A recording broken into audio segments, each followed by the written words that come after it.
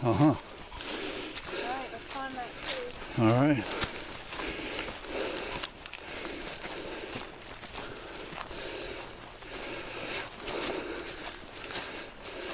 Oh, I see it. Oh, are you taking? I am. Oh no, that's not good. Yeah, it is good. That's what I'm doing.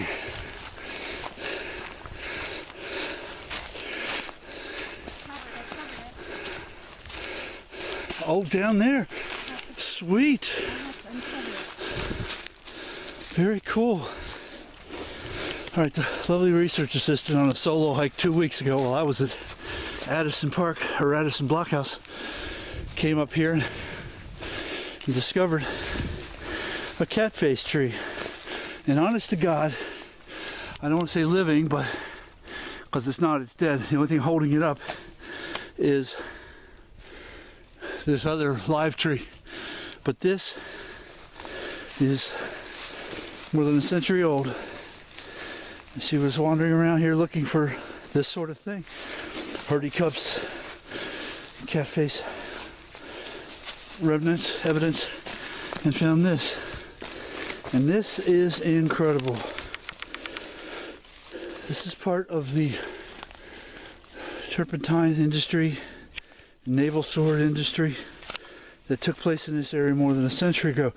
Normally this tree would have fallen on the ground and been subsumed by insects and just generally being in contact with the soil, rotting away. But because this was not allowed to fall completely down because of this other tree, we have this. This is incredible. These are the actual pieces of metal that they would have used. Now what they did was, you can see it's different here. It's not just a round bark, but they hacked away the bark. They hacked little slits into the tree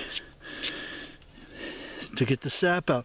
The sap would have gone down, gravity descended down into these, and beneath this would have been hurdy cups or earlier, and you can still see the nail from the thing.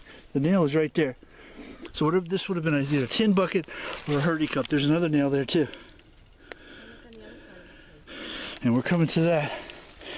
But this would have been, it would have dripped down into there, into these buckets. And hurdy cups didn't come along until much later, so it was probably the metal buckets, which means there's all kind of crazy stuff around here. And here we have the other side. So they would have come through, oops, gotta get my focus a little bit better. They would have come through here, the workers, and this place would have been completely forested with pine trees. And every pine tree they came to, they would have hacked away part of the bark, inserted these things. These, I don't know what they call them, they're just pieces of metal that are there to catch the dripping of the turpentine, of the sap that would have later been boiled in turpentine or used in its pure form for naval stores. You can still see the striations of the cuts these guys made over 100 years ago. Somebody came along, stood here, cut away this bark, inserted these, put the bucket down here on these nails, and cut these striations into this bad boy, causing the sap to drip out.